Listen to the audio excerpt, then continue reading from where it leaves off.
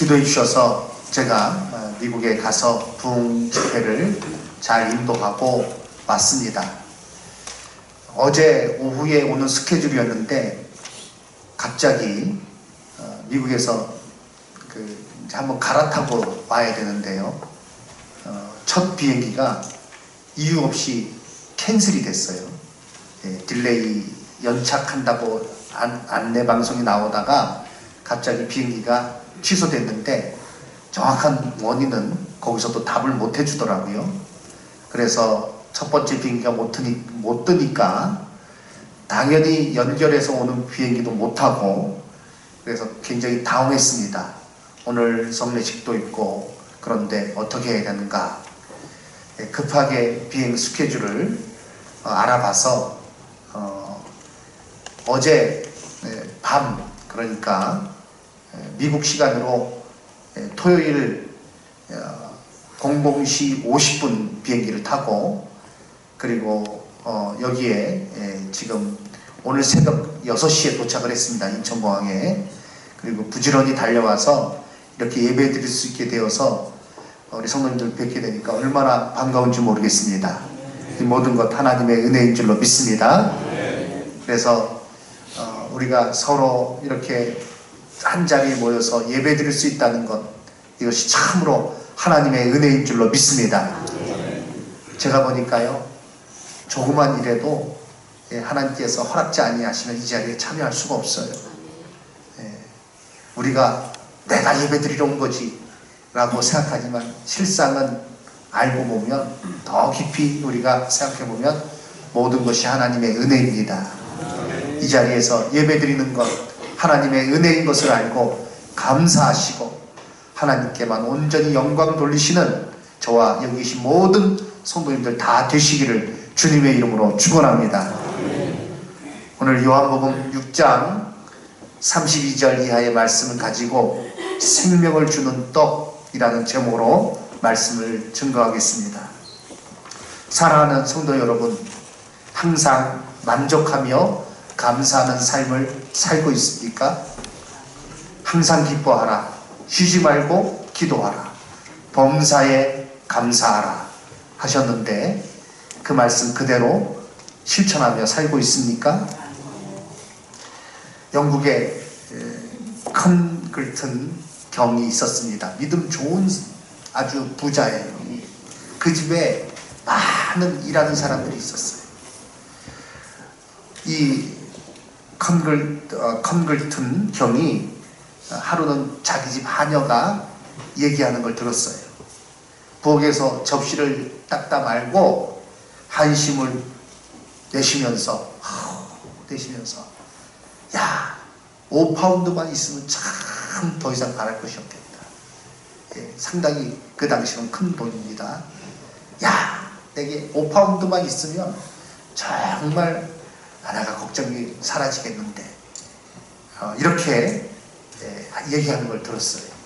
그래서 이 킹글턴 경이 그 마음, 그 소리를 듣고 얼마나 좀 급했으면 그렇게 접시 닦다 말고 5파운드만 있으면 내가 더 이상은 소용이 없겠다, 이렇게 얘기를 할까. 그래서 나중에 그 오후에 그 하녀를 불렀어요. 그리고 얘기를 합니다. 내가 아까 당신 하는 얘기를 들었습니다. 그리고 내 마음에 그 소원을 이루어 줘야겠다라는 생각이 들어서 당신한테 이 은화를 드립니다. 그러면서 5파운드짜리 은화를 줬어요. 하녀가요 받고 주님 감사합니다, 감사합니다 그러면서 돌아가는 거예요. 그런데 이 킹글턴 경이 이렇게 그 하녀가 가는 모습 보면서 너무 기뻐가지고 그 하녀의 뒤를 이렇게 한번 따라가 봤어요. 또 어떻게 계속 하나님을 찬양하는지 기뻐하는지. 그런데 싹 이렇게 킹글턴 경이 사는 그 집 이제 서재를 딱 벗어나서 뒤로 돌아가니까 이 하녀가 다른 말을 하는 거예요. 어떤 말을 했는가? 아이, 참 이럴 줄 알았으면 10파운드가 있었으면 참 좋겠다, 그렇게 얘기할 걸. 내가 5파운드를 얘기했는데 그렇게 얘기하는 소리를 듣게 되었어요. 만족할 줄 모르는 세상이에요. 불평하는 모습을 우리에게 보여주고 있는 것입니다. 사람은요, 끊임없이 뭔가를 갈구하는 거예요. 월급 100만 원 받던 사람이 200만 원 되면 참 좋죠.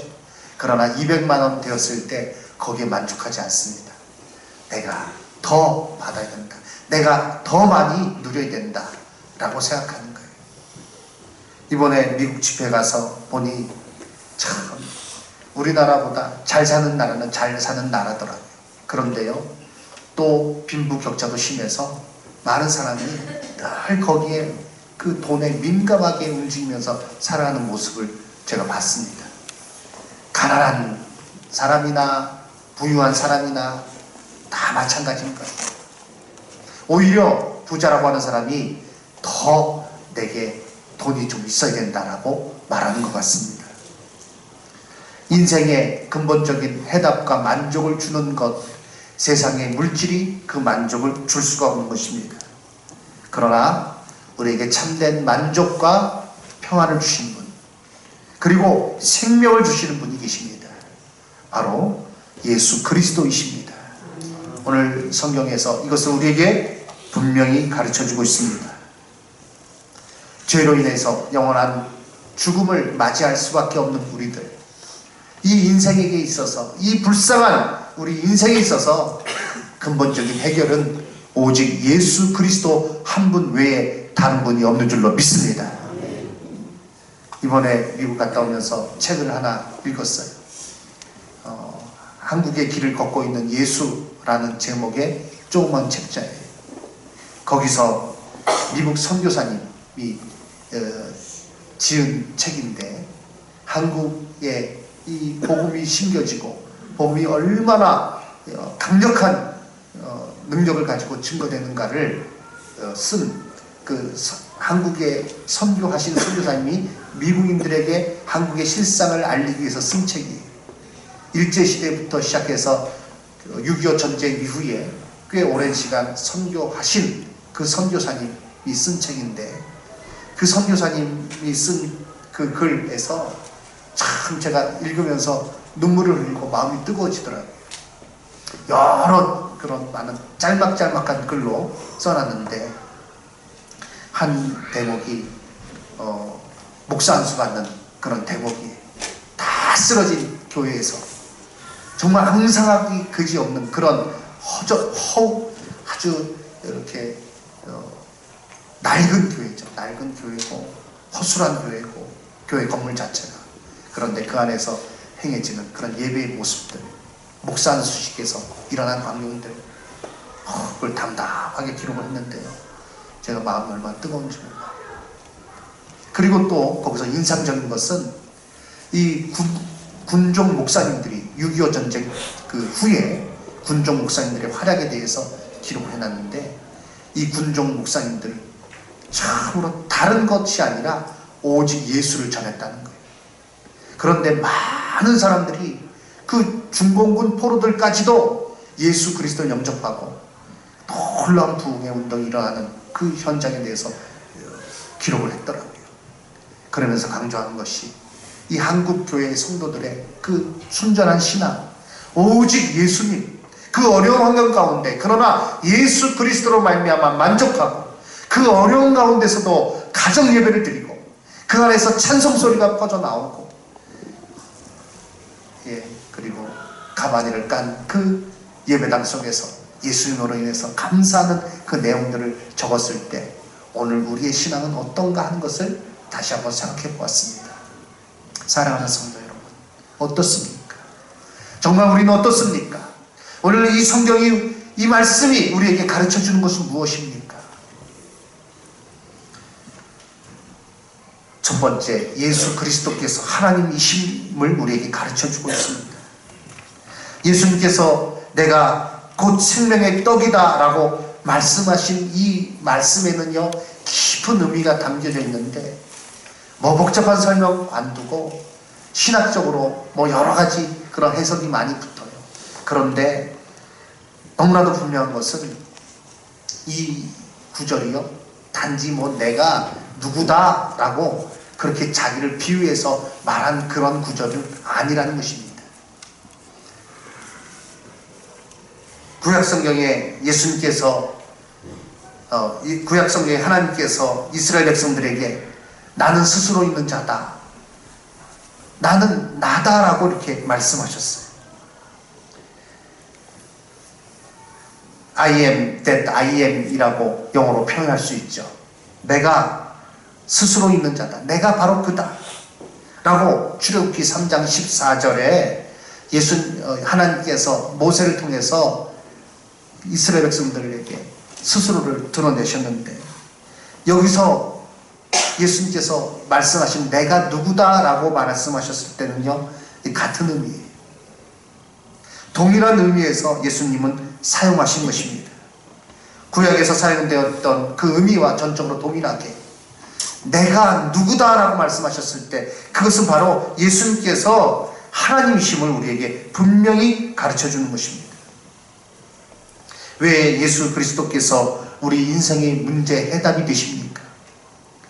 많은 그런 인생의 문제들이 있어요. 그 가운데 왜 예수 그리스도께서 우리의 인생의 해답이 되십니까? 많은 문제의 해답이 되십니까? 바로 그분이 하나님이시기 때문에 그렇습니다. 그분은 이 세상의 만물을 창조하신 분이요, 나를 지으신 분이요, 또 나를 주장하시는 분이십니다. 나의 구속자시요 나의 하나님이십니다. 그래서 그분이 내 문제에, 여러 인생의 문제의 해답이신 줄로 믿습니다. 예수님께서 나는 누구다라고 말씀하셨을 때, 그것은요, 구약성경에서 나는 스스로 있는 자다라고 말씀하신 그 말씀과 동일하게 말씀하신 거예요. 하나님만이 하실 수 있는 말이에요. 그렇습니다. 예수님께서는 하나님이 모세를 통하여 만나를 이스라엘 백성들에게 내려주셨죠. 그래서 이스라엘 백성들의 배고픔을 해결하신 사실을 이야기하시면서 무엇을 말씀하고 있습니까? 모세가 너희에게 하늘로부터 떡을 준 것이 아니라 내 아버지께서 너희에게 하늘로부터 떡을 주시고, 그리고 그 떡은 참으로 너희에게 생명을 주는 것인데 바로 내가 그 생명의 떡이다 라고 분명히 말씀하셨어요. 모세가 너희에게 떡을 준 것이 아니라 하나님께서 이스라엘 백성들에게 떡을 주었고, 그래서 그들을 살게 하였고, 그리고 지금도 하나님께서 참으로 생명을 주시는 떡을 내리셨는데 그 떡이 바로 나다라고 말씀하신 거예요. 내가 바로 그 떡이다, 내가 생명의 떡이다 라고 예수님께서 말씀하신 것입니다. 우리가 예수님을 영접했다라고 말할 때 그건 과소평가하면 안 됩니다. 오늘 6분이 세례를 받으십니다. 이거 정말 놀라운 사건이에요. 그 말은, 내가 예수님을 영접했다는 그 말은 예수 그리스도께서 내 안에 계시다는 것입니다. 다시 말해서 하나님께서 내 안에 계시다는 거예요. 하늘과 땅을 지으신 창조주 하나님, 그 하나님께서, 모든 것을 부여한 하나님께서 내 안에 계시고 내가 그 안에 있고, 그러므로 하나님과 연합되어서 동행하여서 살아가는 것, 이것은 이 세상의 그 어떤 것으로도 설명할 수 없는 놀라운 은혜요, 놀라운 하나님의 섭리인 줄로 믿습니다. 그것이 바로 우리에게 임한 구원입니다. 그리고 오늘 6분이 세례를 받으면서 그 분명한 증거를 가지고 선서하고, 그래서 공포하는 것입니다. 사랑하는 성도 여러분, 예수님께서 요한복음에 나는 누구다라고 7번 말씀하셨어요. 이것은 스스로 무엇을 말씀하신 것인가? 본인이 하나님이신 것, 예수 자신이 우리 인생의 문제 해답이 되신 것임을 분명히 말씀하신 거예요. 아직 예수 그리스도를 영접하지 못한 분 계십니까? 예수님이 누군지 잘 모르는 분 계십니까? 예수님은 하나님이시요, 예수님은 우리를 위해서 이 땅에 내려온 구주시요, 예수님은 우리 인생의 모든 문제, 죽음의 문제뿐 아니라 그 외의 모든 문제 해답이 되시는 우리의 구주이심을 깨달으시고 예수 그리스도를 영접하여서 하나님의 은혜 가운데, 그 놀라운 은총 가운데 거하시는 성도님들 되시기를, 그와 같은 삶을 사시기를 주님의 이름으로 축원합니다. 예수님 자신이 해답임을 이 말씀을 통해서 우리는 또한 알 수 있습니다. 우리의 진정한 필요는 예수님이 주시는 그 무엇이 아닙니다. 바로 예수님 자신이십니다. 탕자가 아버지 집을 떠날 때 그는 돈이 필요했어요. 아버지의 재산이 필요했어요. 그에게는 그것을 가지고 하고 싶은 게 참 많았어요. 그래서 먼 나라로 떠나서 자기가 하고 싶은 대로 하면서 살았습니다. 그리고 좋았겠죠. 야, 이 참 돈이 참 좋구나. 돈의 위력이 대단하구나. 그러면서 재밌게 지냈을 것입니다. 그러나 그것이 다 없어지고 난 후에 그는요, 자기에게 정말 필요한 게 무엇인지 알았어요. 그에게 필요한 것은 바로 아버지와의 관계 회복이었어요. 아버지 자신이었어요. 그래서 비참하게 된 후에 그는요, 깨닫고 고백을 합니다. 내가 아버지 집에 있을 때에 아버지로 인하여서 내가 참 기쁨 그리고 그 안에서 행복을 누렸는데 내가 아버지 집을 떠나서 이와 같이 고생을 하는구나. 내가 이제 다시 아버지께로 돌아가야겠다. 그리고 둘째 아들은요, 아버지께로 돌아갑니다. 돌아온 둘째 아들을 아버지는 끌어안고 그를 맞이해 줍니다. 아버지의 음성을, 아버지가 한 말을 기억하십니까? 그 집을 나가서 아버지의 재산을 다 탕진해버린 아들, 그 아들이 돌아왔을 때 아버지는요, 아들에게 이렇게 묻지 않았어요. 야, 너가 가지고 간 재산 어디 있냐? 그 저기 절반이라도 좀 건져서 갖고 왔느냐? 그거 어디다 놔두고 지금 왔느냐? 그거에 대해서 묻지 않았어요. 아버지는요, 그 아들에 대해서 관심이 있었던 것이에요. 그래서 그 재산을 다 탕진해버리고 거짓골로 왔지만, 그러나 그 아들을 끌어안고, 그리고 입맞추고, 그리고 그를 위하여 잔치를 성당에 베풀고, 다시 반지를 끼워주며 아들의 지위를 회복시켜줍니다. 아들은요, 그때서야 자기에게 필요한 것이 아버지였음을 그가 깨달은 것이죠. 다 잃어버리고 나서요. 우리에게 필요한 것은 무엇입니까? 인생에게 있어서 지금 가장 필요한 게 뭐예요? 그 컨클턴 경의 그 하녀처럼 내게 5파운드만 있으면 참 좋겠다. 5파운드 줬더니 90파운드 얘기할 거예요. 그런 가운데 내게 자동차가 있으면 좋겠고, 내게 집이 마련됐으면 좋겠고, 내게 저로 연봉이 얼마면 되겠고, 그리고 자녀가 어디 대학에 갔으면 참 좋겠고, 내게 이것도 필요하고 저것도 필요하고. 그것이 정말 나의 필요입니까? 정말 나에게 필요한 것입니까? 그것이 있으면 정말 만족과 평안이 찾아옵니까?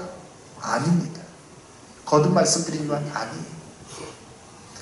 우리에게 정말 필요는 다른 것이 아닙니다.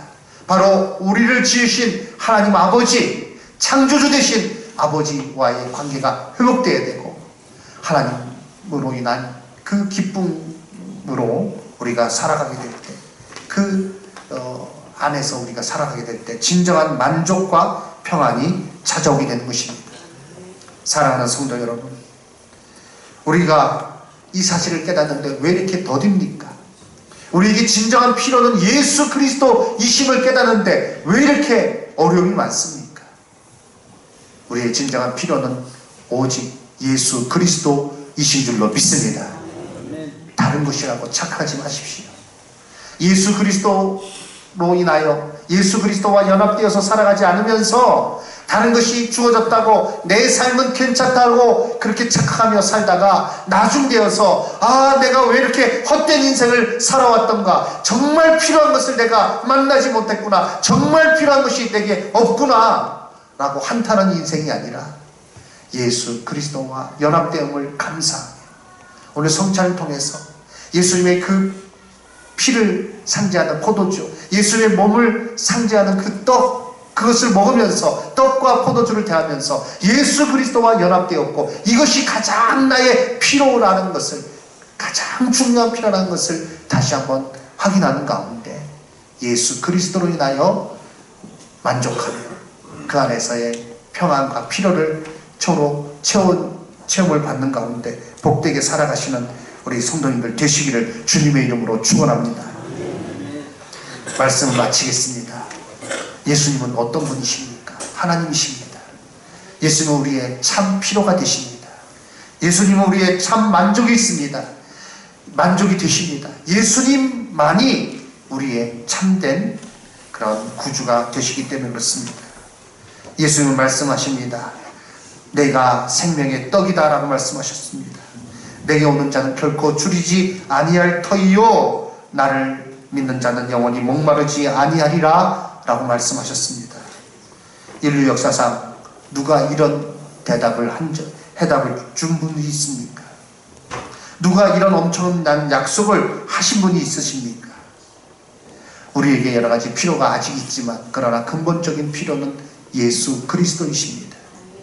예수 그리스도로 인하여 만족하고 그 안에서 복되게 서로 그 안에서 영원한 생명이 있음을 또 참된 평안과 만족이 있음을 깨닫는 가운데 오직 예수 그리스도로 인하여 살아가시는 저와 여기 계신 모든 성도님들 다 되시기를 주님의 이름으로 축원합니다. 아멘.